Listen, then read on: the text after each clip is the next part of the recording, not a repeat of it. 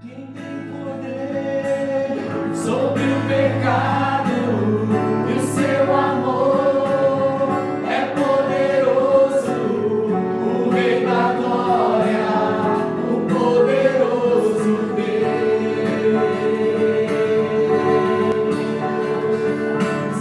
A terra treme com sua voz e nos deixa maravilhados. O Rei da Glória, o poderoso Deus. Maravilhosa graça, teu amor que não falha, tomou o meu lugar, levou a minha cruz, teu sangue me salvou, minha dívida pagou.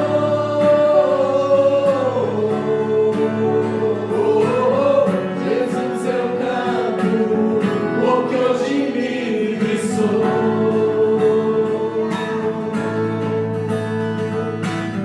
És quem traz paz aos caos dos homens, és escudo aos indefesos, o Rei da Glória, o poderoso Deus.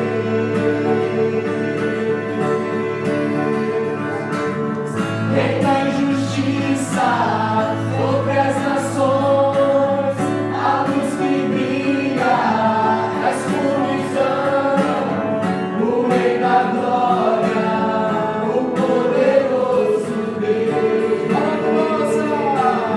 Maravilhosa graça, teu amor que não falha, tomou o meu lugar, levou a minha cruz, teu sangue me salvou, minha dívida pagou.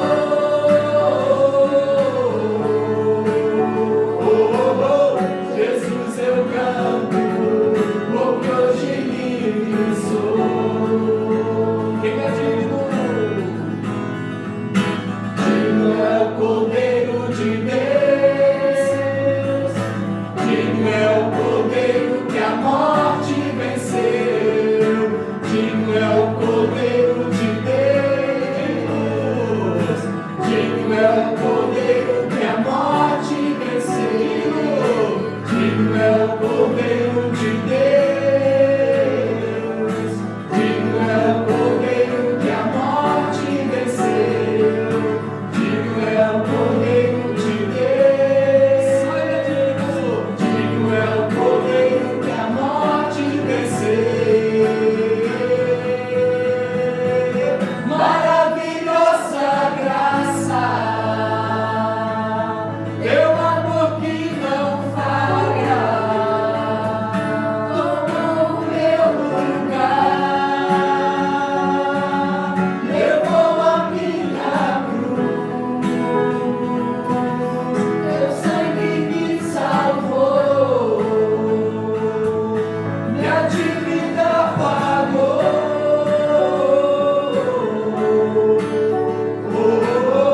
Jesus, eu canto, porque hoje livre sou. Aleluia. E é isso que nos motiva a seguir cada dia mais, quando a gente entende a maravilhosa graça de Deus e aquilo que Ele se propôs a fazer por cada um de nós. E é isso que a próxima canção vai nos falar, que o DNA da igreja também está relacionado a adorá-lo em unidade. Amém? E é isso que essa próxima canção vai nos falar. Nós nos reunimos aqui com esse propósito de um só corpo, exaltando ao Senhor, que é o cabeça da igreja. Pra te adorar e fazer seu nome grande.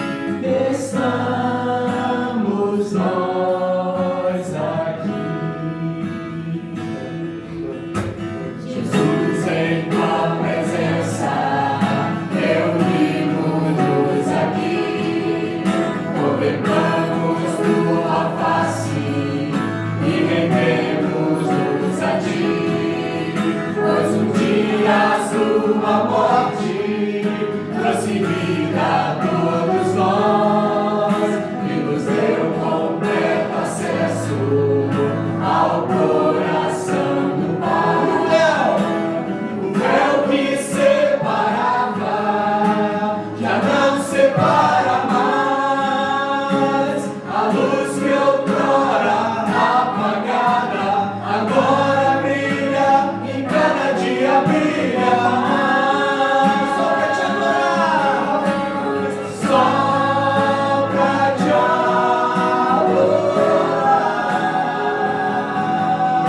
e fazer seu nome grande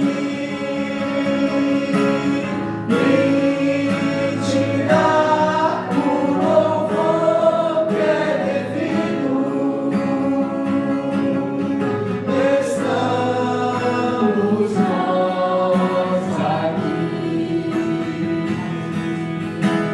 O véu que separava já não separa mais. A luz que outrora apagada agora brilha e cada dia brilha mais. Só pra te adorar e fazer teu nome grande e te dar o louvor que é devido. Estamos nós aqui.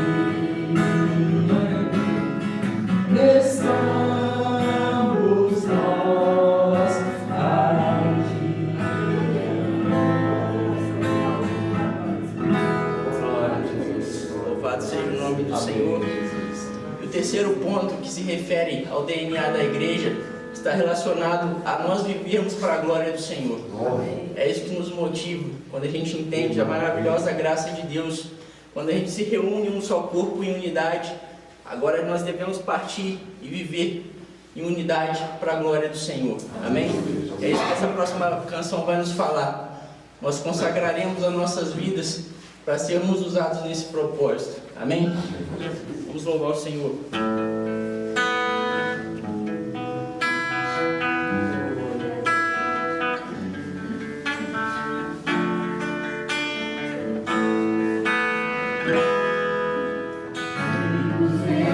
Consagro tudo o que sou, de gratos louvores transborda o meu coração.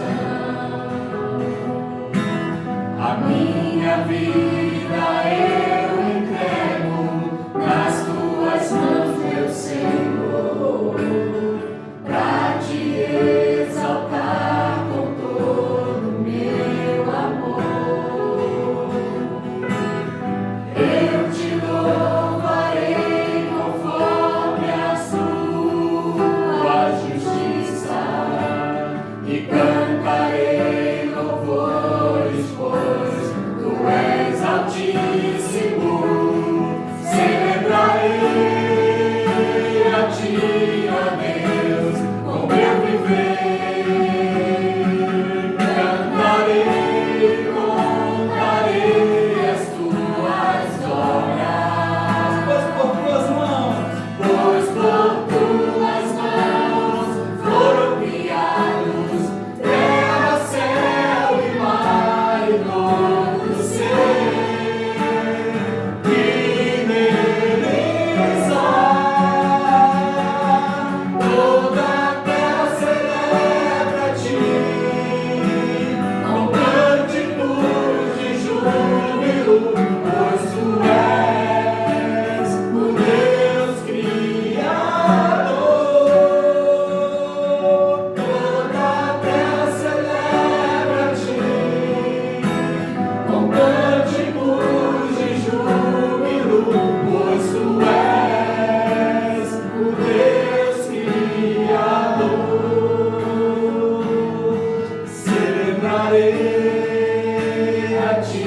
ó Deus, com meu viver. Cantarei as tuas obras, pois por tuas mãos foram criados terra, céu e mar e todo ser. E neles toda a terra celebra a ti, com cânticos de júbilo, pois tu és o Deus Criador. Toda a terra celebra a ti, com cânticos de júbilo, pois tu és o Deus Criador. Pois tu és o Deus Criador. A honra, a glória, a força e o poder ao Rei Jesus, e o louvor ao Rei Jesus.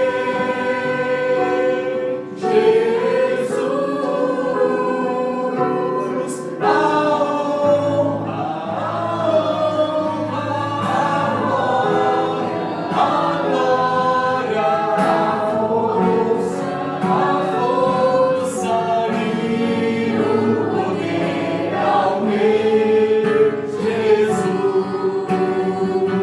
e o louvor ao Rei Jesus. A glória, a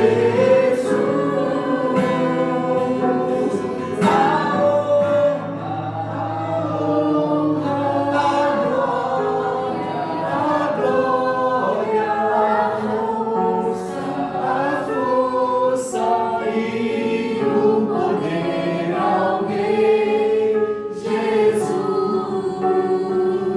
e o louvor ao Rei Jesus.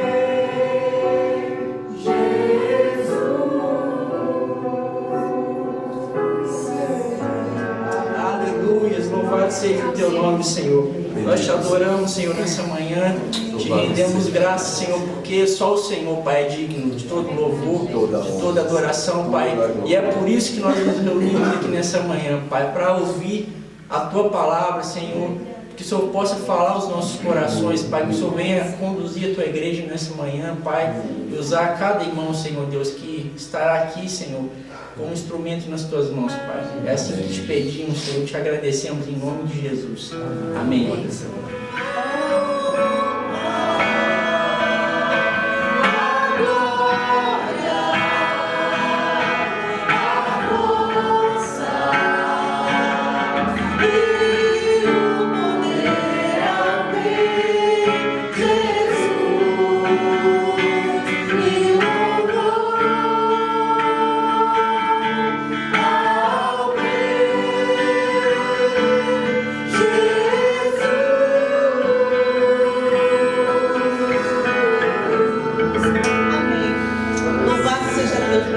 De louvor, que esse louvor fale ao seu coração. Agora nós vamos aos momentos de boas-vindas.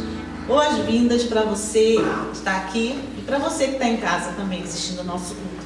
Seja a hora que for, seja bem-vindo em nome de Jesus. Em nossas redes sociais você poderá encontrar conteúdos que vai ajudar você a se conectar com Deus, a estar mais próximo de Deus, a se sentir abraçado por Deus. No canal do YouTube, Facebook e Instagram. Todos com o mesmo endereço. IEC Floripa. IEC Floripa. Anote na agenda, meus irmãos. Na próxima semana receberemos a visita de alguns irmãos da IEC de Brasília. Além de participar das nossas atividades semanais, como nos grupos pequenos, encontros de oração e celebração no domingo, no sábado esses irmãos visitarão a congregação de Joinville. Se você deseja acompanhá-los, ainda há algumas vagas na van. É só falar com o pastor Luciano.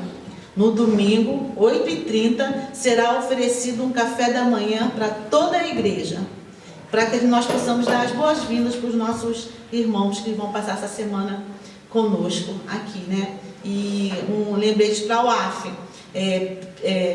Se você quiser trazer algum bolo, quiser doar margarina, leite, essas coisas, pode me falar depois do culto que eu vou anotar o seu nome. Vai ser de grande ajuda para nós. Manifesto Jesus 2. Os cristãos transformam o Evangelho em muitas coisas. Tantas coisas além do essencial que é Cristo. Jesus Cristo é a força gravitacional que une todas as coisas, trazendo a existência, concedendo relevância e significado a cada uma dessas coisas.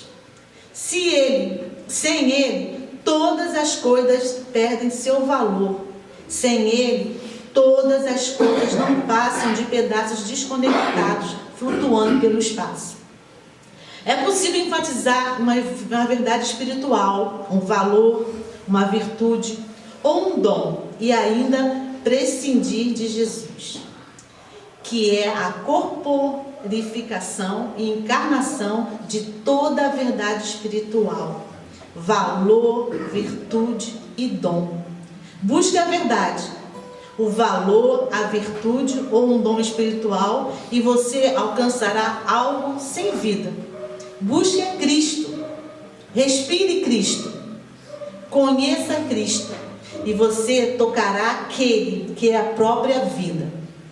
Por isso, vamos cantar mais um louvor e logo após desse louvor nós vamos ouvir a segunda mensagem, o DNA da Igreja de Jesus. Sei que foi pago um alto preço para que contigo eu fosse o meu irmão. Quando Jesus derramou sua vida, Ele pensava em ti.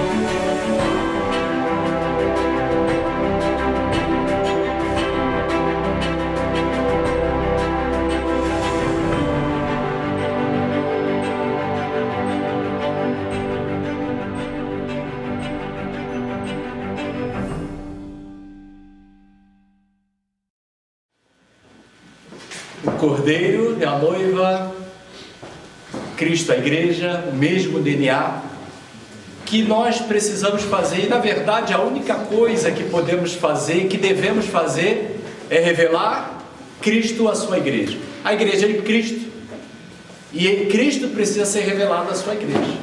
Por isso que nós estamos nessa série de mensagens, em tantas outras.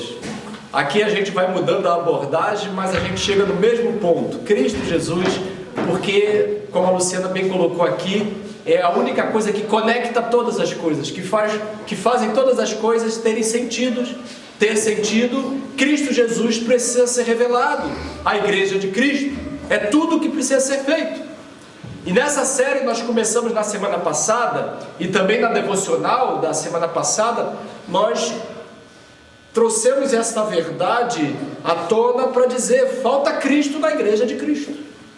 Estamos tratando de muitas coisas, estamos investindo tempo, recurso, nossos ajuntamentos, nossas reuniões, e estamos ali tratando dos penduricários. Sabe o que é o penduricário? É aquilo que a gente pendura para ficar bonito, e na verdade esquecendo do essencial, do principal, daquilo que faz a gente aquecer o coração, como aconteceu com aqueles discípulos na estrada de Emaús. Estavam cabisbaixos, abatidos, e quando eles ouviram falar de Cristo, o próprio Cristo falando dele, através de toda a Escritura, e eles falaram assim, né, como o pastor Sérgio falou, quando ele nos falava, não sentiu um calor no coração, que aquece o coração, que nos enche de esperança, que nos faz suportar as dificuldades, as diversidades da vida, é ter esta verdade revelada, Cristo Jesus, e este crucificado. E eu quero convidar você hoje a abrir a Bíblia para dar continuidade a essa série, nessa segunda mensagem, em Apocalipse, capítulo 1.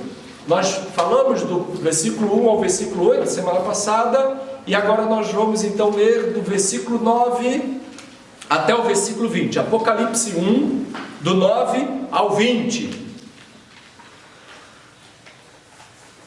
Apocalipse 1, do 9 ao 20.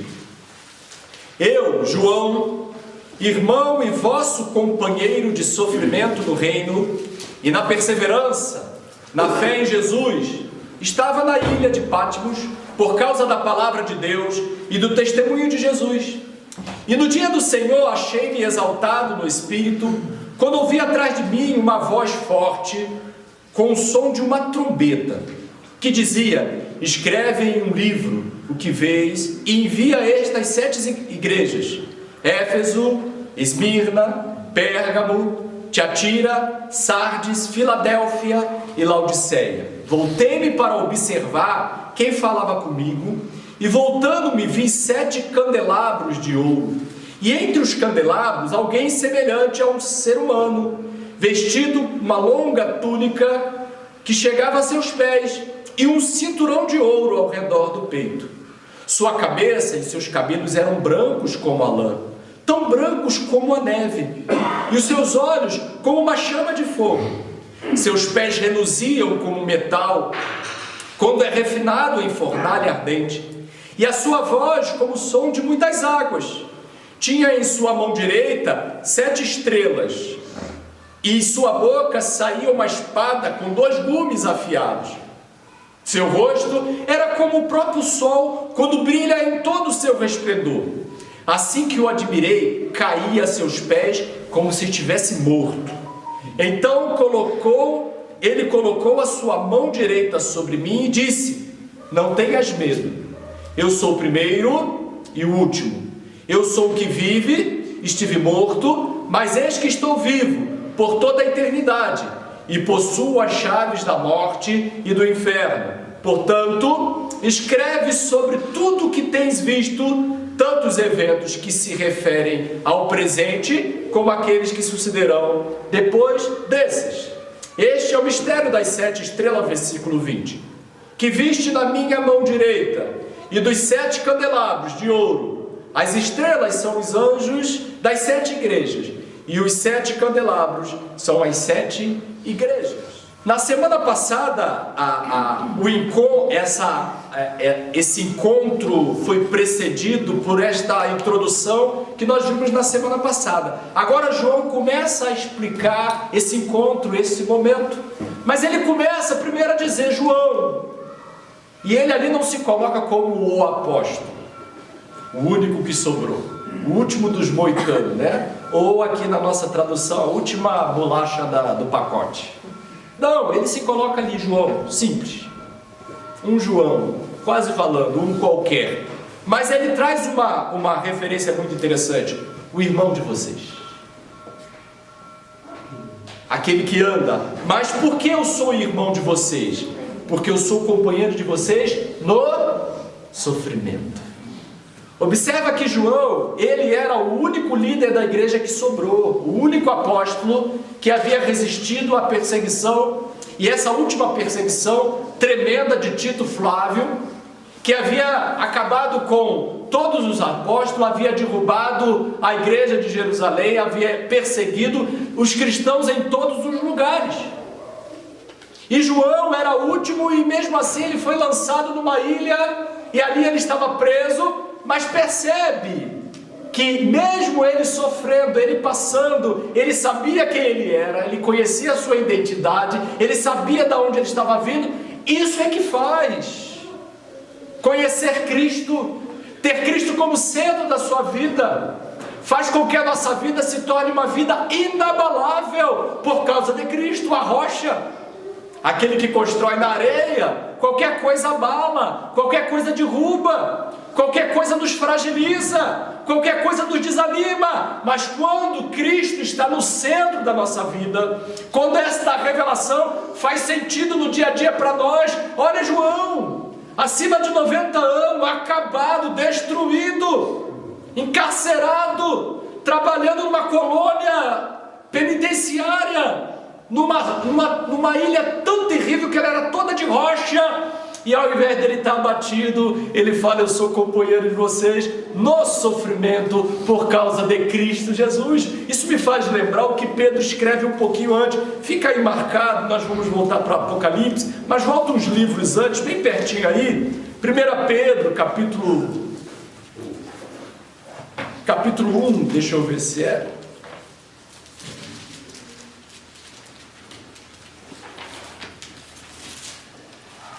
1 Pedro,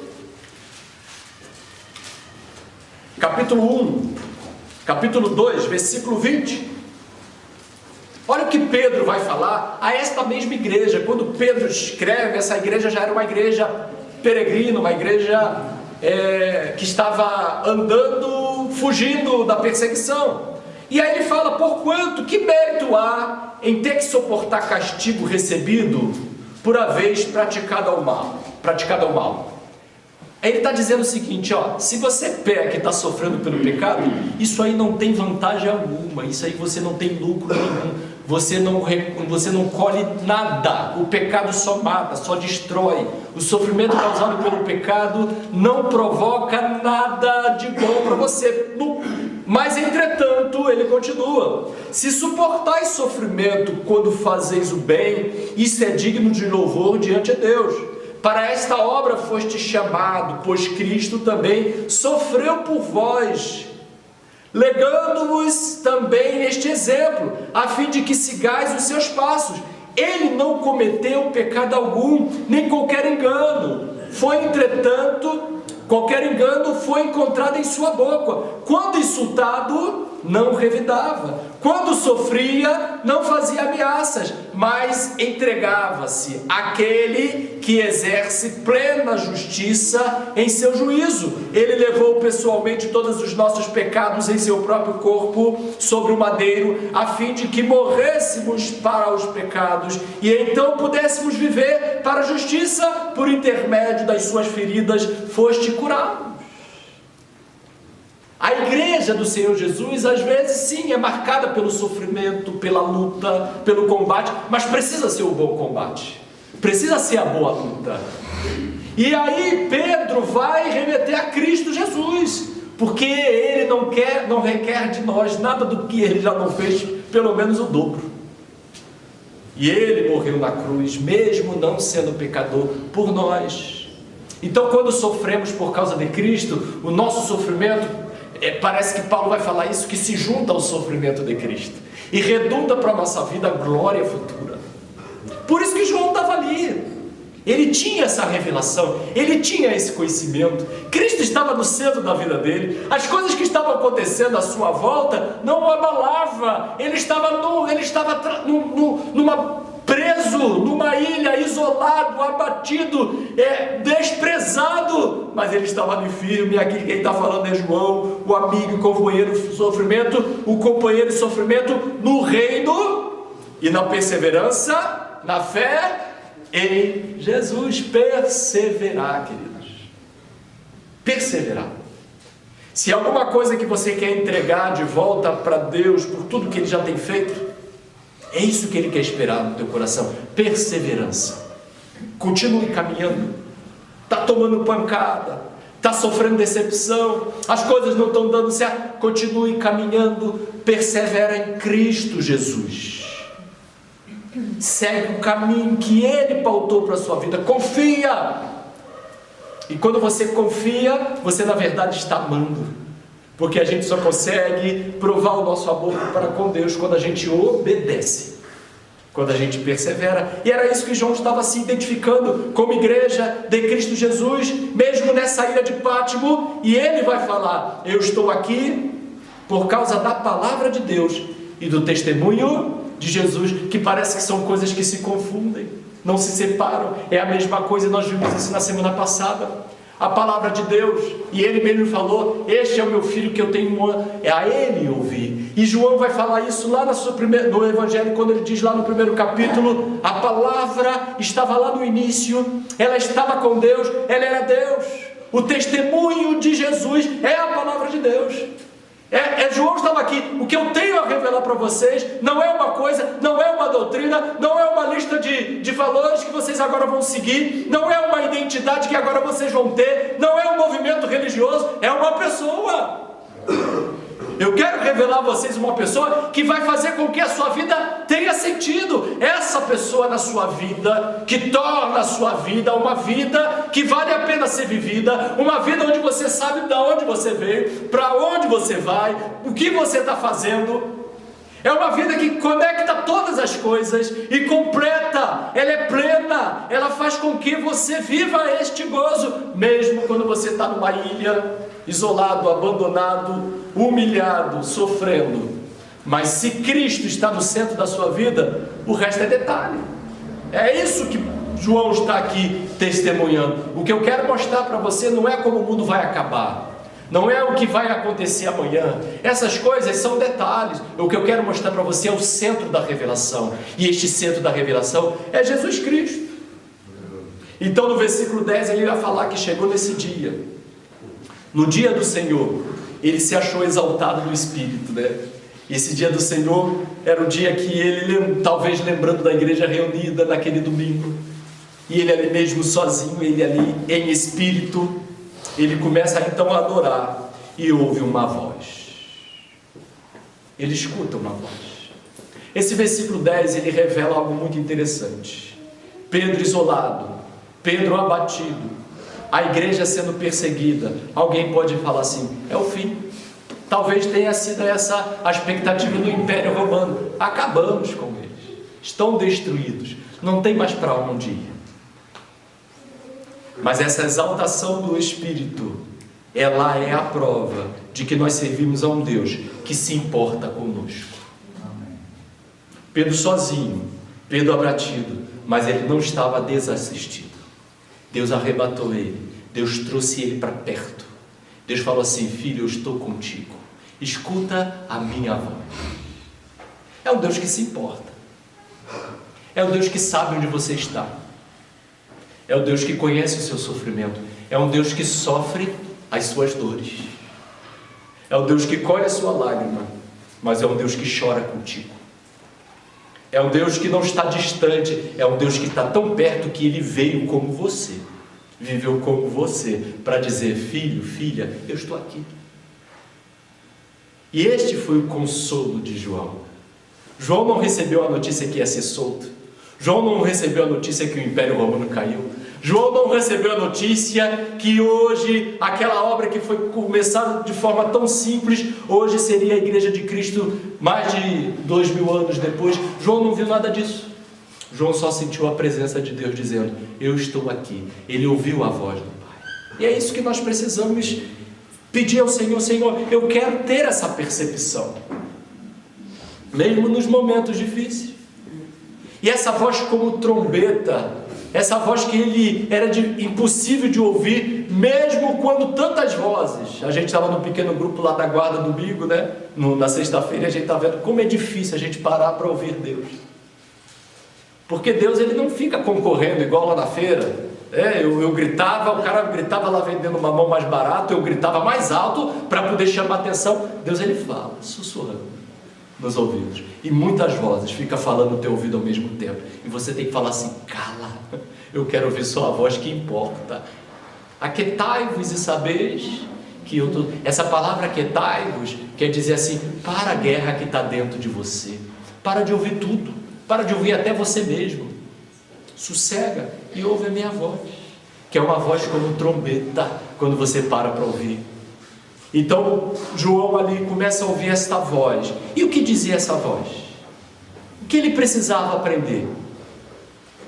Esse Cristo esse Deus que se importa com a sua igreja, e se importa com a sua igreja, ele na verdade ele vai dizer: escreve este livro, porque João, eu não me importo só com você, eu me importo com toda a minha igreja. Consola a minha igreja, desperta a minha igreja, revela a minha igreja o que precisa. Então ele fala assim: escreve essas 7 igrejas, como eu falei na semana passada. Essas 7 igrejas, esse número 7 na verdade revela uma plenitude. Não era só aquelas 7 igrejas que existiam realmente na região da Ásia, que hoje é aquela região da Turquia. Eram 7 igrejas no raio de 80 quilômetros. É muito interessante que eram 7 igrejas que elas foram sendo reveladas no ponteiro do relógio, cada uma ali na sua localização, 80 quilômetros, e parece que Deus fala assim: eu estou contando o tempo, o tempo está correndo, eu tenho o domínio da história, e eu quero que você fale a minha igreja hoje. E a minha igreja lá em Florianópolis, na rua Luiz Gonzaga Valente, 606, no ano de 2022, no dia 12, hoje dia dos namorados, de junho, eu quero que você escreva para a minha igreja, que estará sentado lá para ouvir a minha voz, possa ouvir que eu estou lá também. Amém. Falando com eles, cuidando deles. Essa revelação é uma revelação para lá, mas para a gente hoje, está falando conosco, comigo e com você. E quando João, versículo 12, voltou para observar quem falava, olha só que coisa interessante no versículo 2. Ele escuta a voz, uma voz vinda dos céus, e aquilo chama a atenção dele. Então ele se vira para olhar quem eu vou encontrar. O que ele encontra? Ele encontra então 7 candelabros de ouro. Lá no versículo 20 você vai ver que esses 7 candelabros representavam a igreja do Senhor Jesus. É muito interessante isso. Quando a gente ouve a voz do céu e a gente para ver quem está falando, a gente encontra a igreja de Jesus. É isso que ele quer. Jesus, assim como Cristo revelou o Pai ao mundo, Jesus quer que a sua igreja o revele Cristo Jesus ao mundo. Por isso que ele nos chamou de luz do mundo. Por isso esse candelabro reflete quem é Jesus. Olha o desafio ousado de Jesus: fazer com que nós, eu, você, homens e mulheres pecadores, falhos, pequeninos, insignificantes, limitados, sejamos Cristo Jesus no mundo, representamos Ele no mundo. Quando João olha para encontrar essa voz, o que ele encontra? Ele encontra a igreja de Jesus. Esta é a igreja de Jesus, eu e você, é quem Deus chamou para mostrar e trazer esperança ao mundo. Por isso que faz sentido estarmos aqui. Por isso que faz sentido. Por isso que faz sentido todo o esforço. Essa semana eu estava conversando com a Eloá, como que a gente está castigando essa igreja, né? A gente caminhando pelos escombros da igreja. Mas é um esforço que nós estamos fazendo. Agora não faz faz sentido simplesmente para subir um prédio, ficar coisa bonita. Está ficando bonita a maquete que a Noemi me mostrou essa semana. A gente vai mostrar aqui para vocês logo, logo. Está ficando bonito. Mas é um esforço que faz sacrifício, né? Vale um esforço para quê? Revelar Jesus Cristo ao mundo. Um mundo que está perdido. Um mundo que está preso. Um mundo que está no reino das trevas, que precisa ser resgatado, mas só vai ser resgatado se conhecer Cristo Jesus. E quem revela Cristo Jesus ao mundo é a igreja. Porque quando a voz foi ouvida e ele olhou para trás, ele encontrou a igreja. Ele nos chamou para ser luz ao mundo. Ele falou: eu não vou acender uma lamparina para colocar debaixo da mesa. Eu vou colocar no mais alto possível, para que quando olharem para vocês e verem a minha obra em vocês, ele glorifique o meu nome. Esse é o nosso chamado, queridos. Esse é o desafio que o Senhor está fazendo para nós hoje. Ele nos chamou para fazer parte desta obra, esta obra eterna, que vai fazer com a sua vida, que é uma vida que você fala assim, tão insignificante, ela tenha valor, faça sentido. Porque quando a gente vai perdendo as coisinhas da vida que a gente vai conquistando, a gente fala assim: ah, meu Deus do céu, e agora? Mas quando a nossa vida está ancorada num desafio muito maior do que o significado da nossa vida, que é revelar Cristo ao mundo, as coisas vão caindo e você vai falando assim: ah, não tem nada, não. Perdi isso, mas tem mais coisas pela frente. E o Senhor vai continuar me abençoando, porque eu tenho uma missão, eu sou a igreja do Cristo Jesus, para revelar Cristo Jesus ao mundo. Senhor, me ajuda nesta caminhada. Senhor, ajuda a nossa igreja, eu tenho orado. Fortalece os nossos corações, revela o teu Filho a cada um de nós. Nós precisamos te conhecer. E quando ele olha essa igreja, ele não encontra essa igreja sozinha. Esse brilho da igreja não é um brilho da própria igreja, mas olha só o versículo 13: e entre os candelabros, passeando entre a igreja, no meio da igreja, porque se a igreja é o corpo, a cabeça é Cristo. Se a igreja é a noiva, o noivo é Cristo. A igreja só é igreja por causa de Cristo. Não faz sentido ser igreja sem Cristo. E não pode somente carregar o nome de Cristo. Tem que viver Cristo.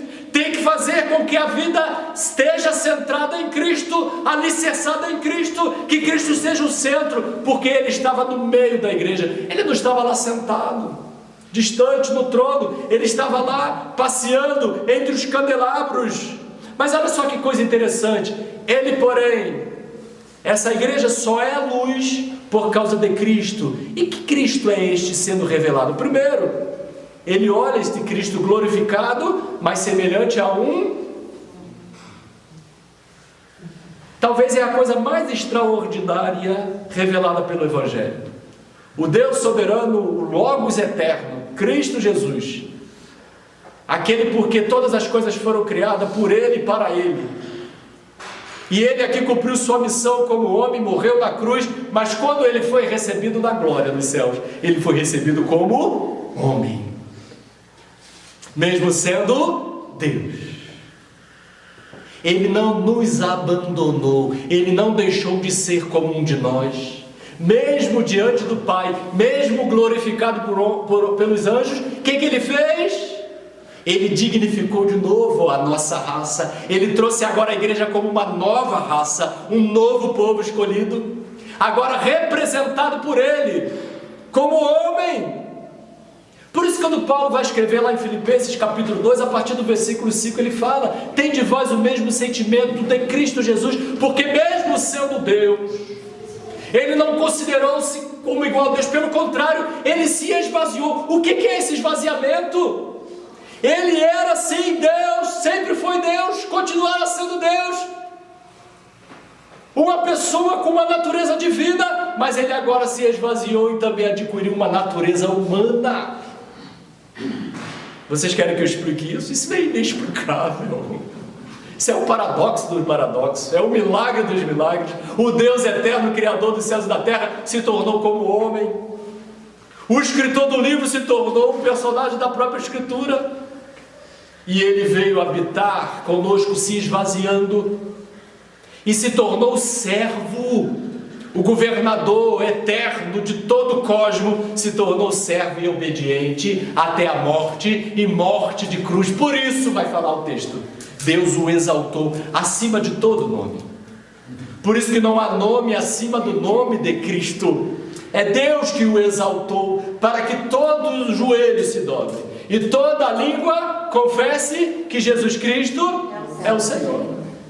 É isso que João viu. João não viu um espectro, João não viu um fluido, João não viu algo indecifrável. João viu Deus revelado em Cristo Jesus, homem.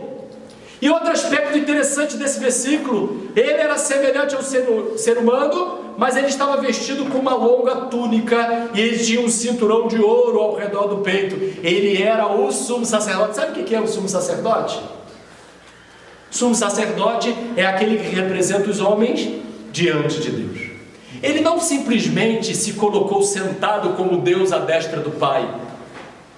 Ele foi lá para nos representar. Nós agora temos um representante diante da glória do Pai. Ele está lá intercedendo por nós. Capítulo 8 de Romanos vai falar que ele morreu, ressuscitou e agora está sentado à destra do Pai, intercedendo diuturnamente por mim e por você, por sua igreja. Condenará, Paulo vai falar. Quem nos acusará? Quem nos separará do amor de Deus? Não pode, é impossível, porque Cristo Jesus agora é o nosso representante, é o nosso sumo sacerdote perfeito. Por isso que nós podemos nos achegar no trono de misericórdia e poder até expor as nossas fraquezas, os nossos pecados sem medo, sabendo que o sangue dele já cobriu, já nos purificou. Então João olha o Cristo glorificado, mas ainda o nosso representante. Por isso que Paulo vai falar no capítulo 2 de Efésios, versículo 6, ele vai dizer que nós já estamos assentados nós não estaremos, não é algo futuro, não é algo que talvez vá acontecer, não é uma esperança que a gente tem uma expectativa que pode acontecer, não. Ele falou que nós já estamos sentados à direita do Pai em Cristo Jesus. Amém. Nós precisamos nos colocar nessa posição, nós precisamos nos apropriar desta verdade e dizer: Senhor, nada nos abalará, porque nós estamos firmes em Cristo Jesus. Esse é o nosso DNA, é o DNA de um Cristo que deu o próprio DNA para a sua igreja. Uma igreja que era assim pecadora, de homens e mulheres falhos, de homens e mulheres imprestáveis, inimigos de Deus, filhos da ira, mas que foram exaltados, herdeiros, e agora são filhos amados do Pai. Quando Deus te olha, Ele não olha mais com aquela vontade de derramar a sua ira, Ele olha com um olhar de amor, porque Ele vê em você o mesmo DNA que está em Cristo Jesus. Ele olha para a sua igreja e Ele cuida como a menina dos teus olhos. Ele está conosco, caminhando conosco, é o nosso sumo sacerdote. E no versículo 14, ele vai dizer que no versículo 13, ele é o homem que nos representa, mas ele nunca deixou de ser Deus. A sua cabeça, os seus cabelos eram brancos como a lã e brancos como a neve. Isso representa a sua eternidade, a sua glória eterna, a sua divindade. O que ele fez? Cristo, e Paulo vai falar em 2 Coríntios capítulo 5, que Deus estava em Cristo reconciliando consigo. Cristo é Deus e homem ao mesmo tempo. Cristo é a reconciliação de Deus com a sua criatura. Cristo é o encontro. Cristo então é a plenitude do tempo. Cristo então é a solução do problema. Cristo então é a salvação vindo da parte de Deus. Em Cristo Jesus todas as coisas vão convergir, e em Cristo Jesus todo joelho se dobrar, até aquele que o rejeitou. Mas a igreja do Senhor Jesus já está diante dele hoje, já está com os seus joelhos dobrados hoje, a sua língua já declara Cristo Jesus como seu Senhor hoje, e por causa disso, lá naquele dia do juízo final, nós não estaremos lá na fila dos que serão julgados, mas estaremos ao lado de Cristo, sentado em tronos com Ele, julgando aqueles que o rejeitaram como Senhor. Glória a Deus. O Cristo que morreu, veio como homem, é o Cristo que nos trouxe das trevas para a luz. que nos trouxe de novo para a sua santidade, para fazer parte desta caminhada.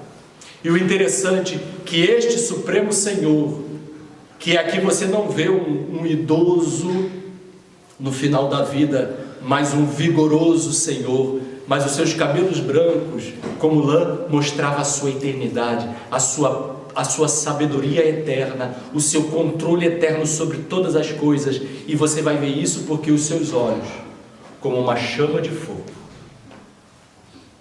vai julgar todas as coisas, tanto os crentes, e nós precisamos entender que o julgamento do crente é diferente, não porque o crente não mereça ser julgado, porque eu olho para o meu pecado e eu falo assim, ai de mim, mas por causa de Cristo Jesus, um dia eu estarei, bem-aventurados que foram chamados para a festa da boda do Cordeiro, e nós estaremos lá, mas seremos julgados pelo aquilo que a gente fez, daquilo que Ele nos deu na mão para fazer.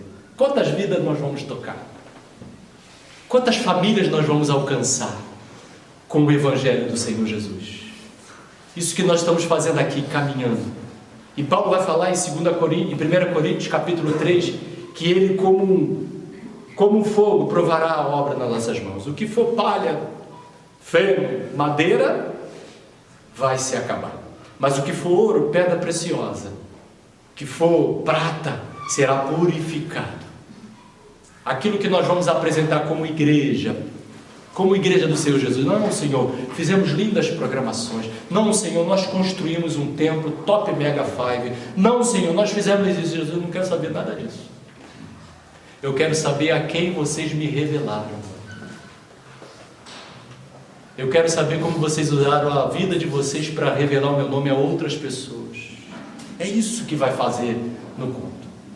Porque cada pessoa que for tocada por este Evangelho estará conosco neste julgamento da boda do Cordeiro, mas firmes. Mesmo aqueles que não suportarem e não passarem, e Paulo vai falar, vai chegar lá, cheirando a churrasquinho, mas vai entrar na glória, por causa de Cristo Jesus. Amém. Mas aqueles que não se renderam a Cristo Jesus, capítulo 19 aí do livro de Apocalipse, o grande trono também será estabelecido. E ali serão julgados todos os homens, mulheres, pequenos e grandes. E quem não foi encontrado no livro da vida será lançado na eternidade para longe do Pai, eternamente. Esse Cristo que se tornou homem, Ele também é o juiz, eterno juiz dos céus e da terra. Essa era a revelação de João, que João estava recebendo, e que ele recebeu a ordem de revelar para a igreja. E no versículo 15, ele também olhou que apesar dele ser, além dele ser o sumo sacerdote perfeito, além dele ser o Deus eterno, juiz de todas as terras, ele também é o rei de um reino inabalável. Versículo 15, os seus pés reluziam como metal, um metal refinado em fornalha ardente, em sua voz como o som de muitas águas. A gente precisava lembrar aqui e lembrar da visão que Daniel teve. Quando Daniel teve a visão daquela estátua, e tinha a cabeça de ouro, peitoral prata, e era de bronze, ali Deus foi revelando os reinos que foram se levantando na terra. Aí nós vamos aí ver Babilônia, Pérsia, reino grego, o reino que vieram e passaram. E o último reino era de um metal com pé misturado com barro, e veio uma pedra e destruiu aquele reino, porque também ele era passageiro. Mas essa pedra que destruiu o reino era o reino eterno. Daniel é revelado e estabelecido, e agora João entende quem é este rei. Quando ele olha para os pés de Jesus, ele fala assim: não tem barro ali não, é metal forte, é reino inabalável. Cristo Jesus reinará para todo sempre, nada abalará a sua glória, nada abalará o seu reino, e Ele estabelecerá trono, e nós reinaremos com Ele. Amém. Essa é a promessa que está sendo revelada a João, para que João revele a sua igreja, para que a igreja, como nós hoje, tenhamos ciência que se sofremos, se somos humilhados, que parece que nós somos a minoria, nós pertencemos ao reino inabalável, que não passará. Vai um pouquinho mais na frente, capítulo 19 de Apocalipse. Olha o que vai acontecer então, depois do encontro da igreja com o seu noivo. Então a igreja com o seu noivo, e versículo 11, capítulo 19 de Apocalipse 11. Então olhei, João, é a mesma visão, e eis que vi os céus abertos, e diante de mim um cavalo branco. Que coisa linda, né?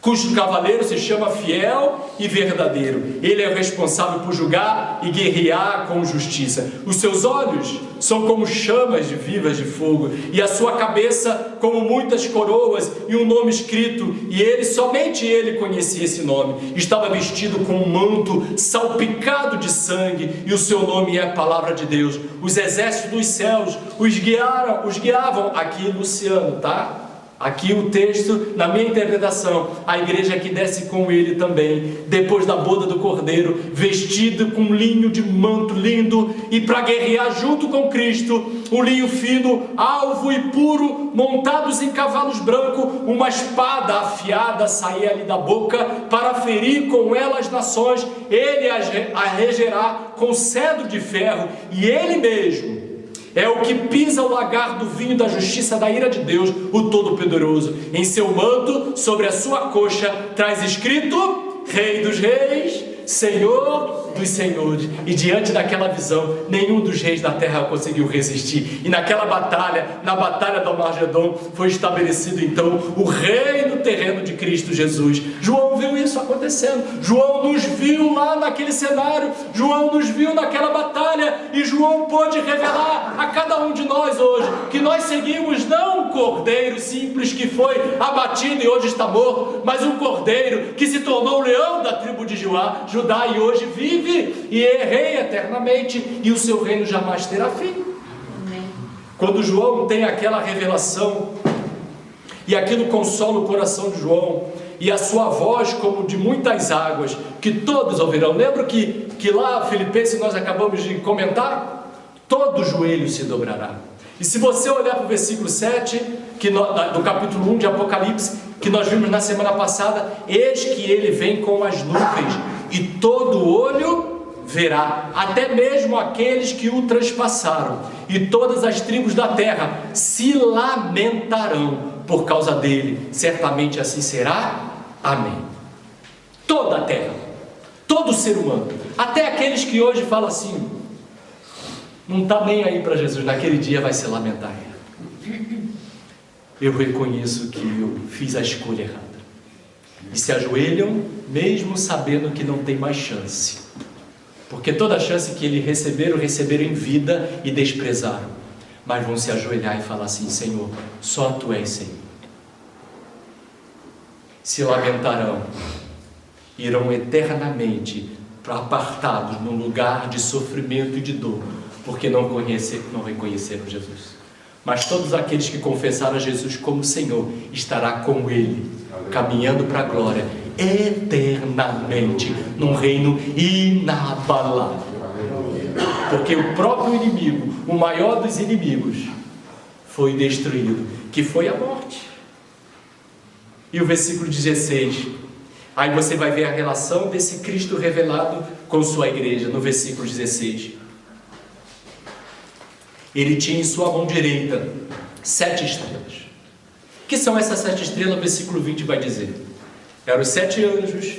Lembram que aqui João está escrevendo, ouvindo a partir de símbolos, escrevendo a partir de símbolos, pelo menos por 2 grandes motivos. Primeiro, quando se escreve e revela uma profecia por símbolo, essa profecia ela é atemporal para todas as gerações. Se ele escrevesse aquilo na linguagem do século I, nós dificilmente entenderíamos. Mas quando é revelado a partir de símbolo, esse símbolo segue toda a eternidade. Segundo, lembra que a igreja está sendo perseguida? Lembra que todas as coisas estão sendo escrutinadas para tentar encontrar os cristãos? Então, quando Paulo escreve, ele também escreve em símbolos, para que também o inimigo não soubesse o que estava sendo escrito. Então, a estrela que estava na mão de Jesus era a própria igreja de Jesus, representada por aqueles que Jesus levantou para estar na igreja, para anunciar a sua mensagem. Anjos são mensageiros. Agora, o mais extraordinário aqui, que essas estrelas estavam onde? Na mão direita de Jesus. A conexão de Jesus com a sua igreja é direta. Jesus não manda ninguém para tomar conta da igreja. Jesus não compartilha o pastoreio dele com homem algum. Jesus continua pastoreando a sua igreja. Ele é o supremo pastor da igreja. Por isso que não faz sentido nenhum a gente exaltar homem, a gente exaltar pastor, e chamar de bispo, e chamar de apóstolo, e chamar e adorar, quase que adorando. Não faz sentido algum, porque Cristo Jesus continua controlando a sua igreja, e até aquele que ele chama para liderar a sua igreja está na sua mão direita, dominado, controlado. Ele é o soberano. E tem muita gente que tem dificuldade, mas aqui Jesus está chamando os líderes da igreja de estrela.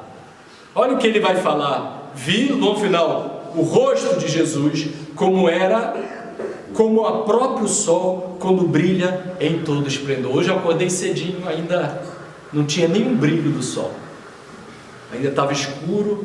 Você via aí umas estrelinhas a brilhar, mas no primeiro raio do sol, o que aconteceu com as estrelas? Sumiram. A igreja do Senhor Jesus, no brilhar do Senhor Jesus, todo mundo se esconde no fulgor do sol, da estrela da manhã. Escondidos. Esse é o DNA da igreja hoje. Não de um homem, de uma mulher exaltado, não de uma pessoa que a gente pode dizer, essa igreja não, essa igreja é de Cristo Jesus, aquele que tem em suas mãos todos aqueles que ele está usando, mas que ele próprio é a estrela da manhã, ele próprio é a luz que brilha, ele próprio é o sol que toma conta de todas as coisas. Nós não precisamos de nada, nem de pastor nessa igreja, nós precisamos do supremo pastor, Cristo Jesus. E olha que eu estou depondo contra mim, né? Posso até perder o emprego aqui, não é verdade? Que ele cresça e que eu diminua, que o sol brilhe em cada um de nós, inclusive na minha vida e na sua vida, porque ele é o dono da igreja. E como é que ele domina? Da sua boca saía uma espada de 2 gumes. É pela palavra que ele domina, é pela palavra que ele combate, é pela palavra que ele conquista, é pela palavra que ele estabelece o seu reino. É a palavra, porque a palavra revela ele. É a partir da palavra que ele é revelado à sua igreja. Então, diante daquela glória, diante daquele sol, diante daquele brilho, o que aconteceu com João? João, então, versículo 17, não resiste à glória de Cristo. Assim que o admirei, caí aos seus pés, como se estivesse morto. Agora que coisa interessante, João abatido, João não aguentou, João não se sustentou nos próprios pés, mas então ele colocou quem? Jesus. Colocou a sua mão o quê? A sua mão forte, de domínio, de poder. É também a mão carinhosa que sustenta o fraco. Ele então colocou a sua mão direita sobre mim e disse, não tenhas medo, eu sou o primeiro, eu sou o último. Aqui na nossa linguagem, tá, Letícia? Sabe o que Jesus está falando assim? Ô João, fica tranquilo, você está vendo tudo descangalhado, está pensando que a tua igreja está acabando. João, fica tranquilo, está tudo dominado. Amém. Eu tenho domínio sobre todas as coisas. Eu sou o início, eu sou o fim. Nada do que está acontecendo está fora do meu controle. Hoje eu estava conversando com os irmãos e a gente vendo essa loucura que está acontecendo. A igreja sendo atacada por fora e por dentro, por heresias e por ataques diretos. O inimigo furioso. Mas aí vem no meu consolo Deus, Jesus falando assim, fique tranquilo, não temas. Eu sou o princípio, eu sou o fim, está tudo sobre o meu domínio, eu sei todas as coisas, e as portas do inferno não prevalecerão contra a minha igreja. O que vocês ligarem na terra será ligado no céu, o que vocês ligarem nos céus será desligado na terra, será desligado no céu. O que Jesus está falando assim, eu sou o Cristo da igreja, eu estou caminhando com vocês, vocês não estão sozinhos, vocês não serão abatidos, vocês não serão derrotados, vocês continuarão avançando, porque eu estou com vocês. A mão que julga, a mão que condena, a mão que destrói, a mão poderosa é a mão que segura o abatido e levanta o cansado, o fraco, e segue em frente. Não temas. E João se sentiu consolado. E o versículo 18 é o centro da revelação. E não só o centro da revelação, é o centro da história, é o centro da mensagem do Evangelho. E ele fala: eu sou o que vive. Aleluia. Mas ele não se esquece da cruz, mesmo glorificado, mesmo exaltado, mesmo sendo santificado por todos os anjos, mesmo tendo toda a glória do mundo, ele vai falar: eu estive morto. Sabe o que ele está falando? Olha para a cruz. O centro da história está na cruz. É aonde meu Pai revelou o seu amor pela igreja. É aonde meu Pai me entregou. Olha para a cruz. Eu estou vivo hoje, eu sempre estarei vivo, mas um dia estive morto por causa de vocês, para resgatar vocês da morte, para mudar o destino desgraçado de vocês. Agora vocês não precisam mais temer, porque eu estive morto, para que vocês não conheçam a segunda morte, para que a segunda morte não venha abater vocês eternamente, mas que vocês estejam com a segurança da nossa vida. Está na obra que Cristo Jesus realizou na cruz. Esse é o centro da história, é o centro da mensagem do Evangelho. Eu sou o que vive, estive morto, mas eis que estou vivo por toda a eternidade. E Ele nos arrasta para a eternidade, e Ele nos carrega para a eternidade, e Ele nos envolve com a sua vida, e Ele nos resgata da morte, e Ele nos tira do império das trevas e nos leva para o reino do seu amor perfeito, onde nós estaremos seguros.